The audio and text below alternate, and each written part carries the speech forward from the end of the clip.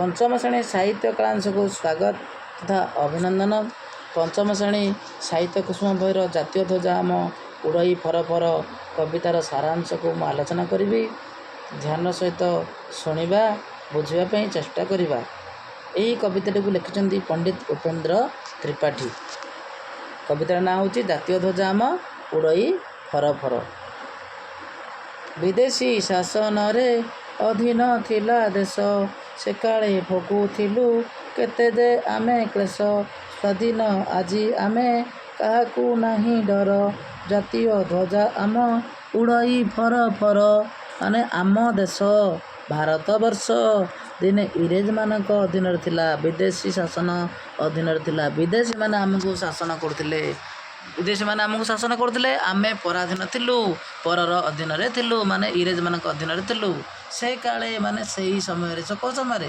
ଯେଉଁ ପରାଧୀନ ସମୟରେ ଇଂରେଜମାନେ ଯେତେବେଳେ ଆମକୁ ଶାସନ କରୁଥିଲେ, ସେହି ସମୟରେ ଆମେ ବହୁତ କଷ୍ଟ ସହୁଥିଲୁ। କ୍ଲେଶ ମାନେ କ'ଣ? କଷ୍ଟ ଯନ୍ତ୍ରଣା ସହୁଥିଲୁ, ବହୁତ ଅସୁବିଧାର ସମ୍ମୁଖୀନ ହେଉଥିଲେ। ଇଂରେଜମାନେ ଆମକୁ ଚାବୁକ ପ୍ରହାର ଦେଉଥିଲେ, ଆମକୁ ଭୋକିଲା ରଖୁଥିଲେ ଏବଂ ଖାଇବାକୁ ପାଉନଥିଲୁ। ତେଣୁ ବହୁତ ଅସୁବିଧାର ସହିତ ସମ୍ମୁଖୀନ ହେବାକୁ ପଡ଼ୁଥିଲା। ଆମେ ଆଜି ସ୍ୱାଧୀନ ହୋଇଯାଇଛୁ, କାହାକୁ ଆମେ ଡରିବା ନାହିଁ। ଜାତୀୟ ଧ୍ୱଜା ଉପରେ ଆମର ଫରଫର ହୋଇ ଉଡ଼ୁଛି।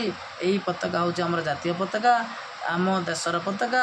ତେଣୁ ଏହି ପତାକା କେବେଠାରୁ ଉଡ଼ୁଛି ଫରଫର ହୋଇ? 1947 ମସିହା ଅଗଷ୍ଟ 15 ଠାରୁ। ମାନେ ଆମ ଦେଶ ଇଂରେଜମାନଙ୍କ ଅଧୀନରୁ ମୁକ୍ତି ପାଇଥିଲା।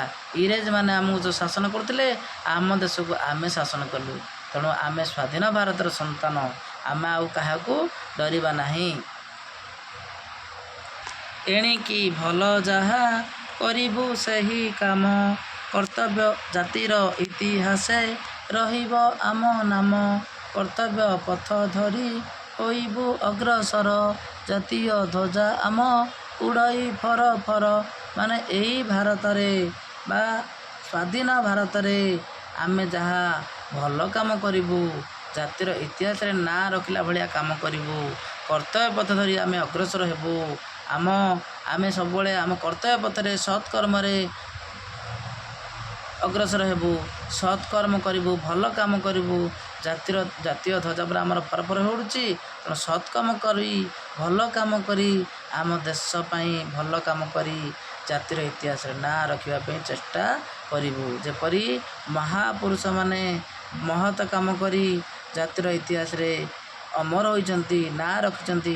ସେମାନେ ଆଜି ନାହାନ୍ତି, ତଥାପି ସେମାନେ ଅମର। କାହିଁକି ନା ସେମାନେ କିଛି ଭଲ ବା ମହତ କାମ କରିଥିଲେ। ତେଣୁ ଆମେ ମଧ୍ୟ ଏହି ଦେଶ ପାଇଁ ଭଲ କାମ କରି ନାଁ ରଖିବୁ।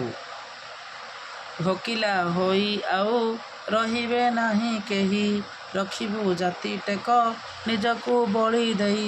ସ୍ୱଦେଶ ସେବା ବ୍ରତ କରିବୁ ଜୀବନର, ଜାତୀୟ ଧ୍ୱଜା ଆମ ଉଡ଼ଇ ଫରଫର।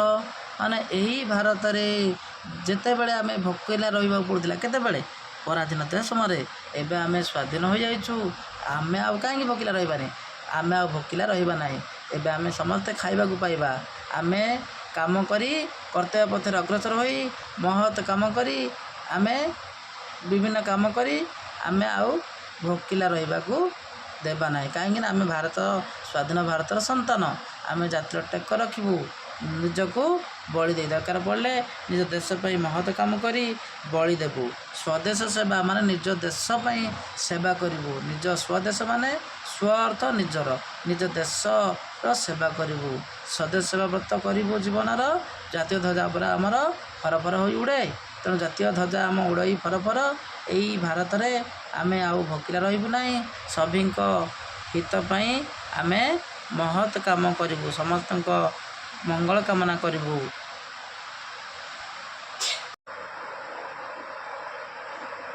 ଅଛୁଆଁ ନୁହେଁ କେହି, ସଭିଏ ଭାଇ ଆମ, ସଭିଙ୍କ ହିତ ପାଇଁ କରିବୁ ଆମେ କାମ। ସମସ୍ତେ ଆପଣାର, ଜଣକେ ନୁହଁ ପର, ଜାତୀୟ ଧ୍ୱଜା ଆମ ଉଡ଼ଇ ଫରଫର। ମାନେ ଏହି ଭାରତର ସମସ୍ତ ସନ୍ତାନ ଆମେ ସଭିଏ ଭାଇ ଭାଇ ହୋଇ ଚଳିବା। କେହି ଆମେ ପର ବୋଲି ଚିନ୍ତା କରିବା ନାହିଁ। ସମସ୍ତେ ନିଜକୁ ଆପଣାର ବୋଲି ମନେ କରିବା। ସଭିଙ୍କ ହିତ ପାଇଁ ମାନେ ସମସ୍ତଙ୍କ ମଙ୍ଗଳ କାମନା କରିବା। ସମସ୍ତଙ୍କ ମଙ୍ଗଳ ପାଇଁ କାମ କରିବା। ସମସ୍ତେ ଆମର ଆପଣାର, ଆମର କେହି ହେଲେ ପର ନୁହେଁ। ଜାତୀୟ ଧ୍ୱଜ ପରେ ଆମର ଫରଫର ହୋଇ ଉଡ଼ୁଛି। ତେଣୁ ଆମେ ଛୁଆଁ ଅଛୁଆଁ ଭେଦଭାବକୁ ଦୂରେଇ ଦେବା। ନିଜକୁ ସମସ୍ତଙ୍କୁ ଆମେ ଅତି ଆପଣାର ମନେ କରିବା। କେହି ଆମର ପର ନୁହନ୍ତି, ସମସ୍ତେ ଆମର ଅତି ନିଜର ମନେ କରିବା। ଦେଶରେ ଖୋଲିଦେବୁ ବିବିଧ କାରଖାନା, ଯେପରି ଉତ୍ପନ୍ନ ହୋଇବ ଦ୍ରବ୍ୟ ନାନା। ଗଢ଼ି ଉଠିବେ ପୁଣି ଅସଂଖ୍ୟ କାରିଗର, ଜାତୀୟ ଧ୍ୱଜା ଆମ ଉଡ଼ଇ ଫରଫର। ମାନେ ଏଇ ଭାରତରେ ଅସଂଖ୍ୟ ବିବିଧ ମାନେ ବିଭିନ୍ନ ପ୍ରକାର କାରଖାନା ଗଢ଼ି ଉଠିବ। ବିଭିନ୍ନ କାରଖାନା ଗଢ଼ି ଉଠିବ। ଯଦି କାରଖାନା ଗଢ଼ି ଉଠିବ ତାହେଲେ ବହୁତ ଶ୍ରମିକ ସେଠି ନିଯୁକ୍ତି ପାଇବେ। ସେମାନଙ୍କର ପରିବାରକୁ ସେମାନେ ଚଳାଇ ପାରିବେ। ଆଉ ସେହି କଳକାରଖାନାରୁ ବହୁତ ଦ୍ରବ୍ୟ ଉତ୍ପନ୍ନ ହେବ। ସମସ୍ତଙ୍କର ଅଭାବ ଅସୁବିଧା ଦୂର ହୋଇପାରିବ। ତେଣୁ ଜାତୀୟ ଧ୍ୱଜା ପରା ଆମର ଫରଫର ହୋଇ ଉଡ଼ୁଛି। ତେଣୁ ଏଇ ଭାରତରେ ବହୁତ କାରଖାନା ଗଢ଼ି ଉଠିବ। ବିଭିନ୍ନ ଶ୍ରମିକ ନିଯୁକ୍ତି ହେବେ, କାରିଗର ସୃଷ୍ଟି ହେବେ। ଜାତୀୟ ଦେଶ ପାଇଁ ବିଭିନ୍ନ ଦ୍ରବ୍ୟ ଉତ୍ପନ୍ନ ହୋଇପାରିବ। ସମସ୍ତଙ୍କର ଅଭାବ ଅସୁବିଧା ଦୂର ହେବ। କେହି ଆଉ ଭୋକିଲା ରହିବେ ନାହିଁ। ଯେଉଁ ପୂର୍ବରୁ କୁହାଯାଇଛି, ଭୋକିଲା ହୋଇ ଆଉ ରହିବେ ନାହିଁ କେହି, ସମସ୍ତେ ଖାଇବାକୁ ପାଇବେ। ସେମାନଙ୍କ ପରିବାର ପ୍ରତିପୋଷଣ ହୋଇପାରିବ। ଆମେ ଯେ ବୀର ଜାତି, ନଇବୁ ନାହିଁ ମଥା। କରିବୁ ପ୍ରାଣ ଦେଇ କହିବୁ ଯେଉଁ କଥା। ମରତେ ଖେଳାଇବୁ ସୁଷମା ସରଗର, ଜାତୀୟ ଧ୍ୱଜା ଆମ ଉଡ଼ଇ ଫରଫର। ଆମେ ହେଉଛୁ ବୀର ଜାତି। ଆମେ ବୀର ଜାତି। ତେଣୁ ଆମେ ଆଉ ମଥାକୁ ନୁଆଁଇବୁ ନାହିଁ। ମଥା ମାନେ ମସ୍ତକ। ମସ୍ତକକୁ ଆମେ ନୁଆଁଇବୁ ନାହିଁ। ଆମେ ଡରିବୁ ନାହିଁ। ଆମେ ବୀର ଜାତି, ପଛଘୁଞ୍ଚା ନାହିଁ ବୀରର ଜାତକେ। ତେଣୁ ଆମେ ଯେଉଁ କଥା କହିବୁ ତାହାକୁ ପ୍ରାଣ ଦେଇ କରିବୁ। ଦରକାର ପଡ଼ିଲେ ଜୀବନ ଚାଲିଯିବ ପଛେ ଆମର କଥାକୁ ଆମେ ଯେଉଁ କଥା କହିବୁ ତାକୁ ପ୍ରାଣ ଦେଇ କରିବୁ। ତେଣୁ ମରତେ ଖେଳାଇବୁ, ଏଇ ମର୍ତ୍ତରେ ଖେଳାଇବୁ ସୁଷମା ସରଗର। ସମସ୍ତଙ୍କ ମୁଖରେ ହସ ଫୁଟାଇବୁ, ବିଭିନ୍ନ କାମ କରାଇବୁ ଏବଂ ସମସ୍ତଙ୍କୁ ଆହାର ଯୋଗାଇବୁ, ଦେଶର ମଙ୍ଗଳ କାମନା କରିବୁ। ତେଣୁ ଜାତୀୟ ପତାକା ଆମର, ଜାତୀୟ ଧ୍ୱଜା ଆମ ଉଡ଼ଇ ଫରଫର। ଏଇ ପତାକା ଫରଫର ହୋଇ ଉଡ଼ୁଛି। ତେଣୁ ଆମେ ଆଉ କାହିଁକି ଡରିବା? ଆମେ ହେଉଛୁ ବୀର ଜାତି। ଆମେ ମର୍ତ୍ତ୍ୟରେ ପୁରା ସୁଷମା ସରଗ ଖେଳାଇବୁ, ମାନେ ସମସ୍ତଙ୍କ ମନରେ ହସ ଫୁଟାଇବୁ। ଏ କଥା କବି ବର୍ଣ୍ଣନା କରିଛନ୍ତି। ଜ୍ଞାନ ବିଜ୍ଞାନେ ଆମେ ନୋହିବୁ କାହା ପଛ, ପ୍ରତିଜ୍ଞା କର ଭାଇ ଯେଉଁଠି ଯିଏ ଅଛ। କୋଟି ଯେ କୋଟି ଆମେ ସନ୍ତାନ ଭାରତର, ଜାତୀୟ ଧ୍ୱଜା ଆମ ଉଡ଼ଇ ଫରଫର।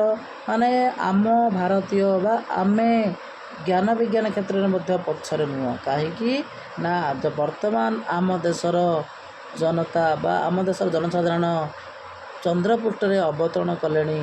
ତେଣୁ ଆମେ କାହିଁକି ପଛରେ ରହିବା? ଜ୍ଞାନ ବିଜ୍ଞାନ କ୍ଷେତ୍ରରେ ମଧ୍ୟ ଆମେ ପଛରେ ନୁହଁ। ବହୁତ କ୍ଷେତ୍ରରେ, ବିଜ୍ଞାନ କ୍ଷେତ୍ରରେ ପ୍ରଗତି କରିଚାଲିଛି। ତେଣୁ ଆମେ ଭାରତର ସନ୍ତାନ। ଯେଉଁଠି ଯିଏ ଅଛ ପ୍ରତିଜ୍ଞା କର ଏଇ ଦେଶ ପାଇଁ କିଛି ମହତ୍ କାମ କରିବା ଏବଂ ନିଜ ଦେଶ ପାଇଁ ମହତ୍ କାମ କରି ଜାତିର ଇତିହାସରେ ନାଁ ରଖିବା। ଜାତିର ଇତିହାସରେ ନାଁ ରଖିବା। ଆମେ ସ୍ୱାଧୀନ ଭାରତର ସନ୍ତାନ। ଆମେ ଡରିବା ନାହିଁ। ଆମେ ଖାଇବାକୁ ଭୋକିଲା ରହିବା ନାହିଁ। ତେଣୁ ମହତ୍ କାମ କରି ଆମ ଦେଶର ଉନ୍ନତିରେ ସହାୟକ ହେବା।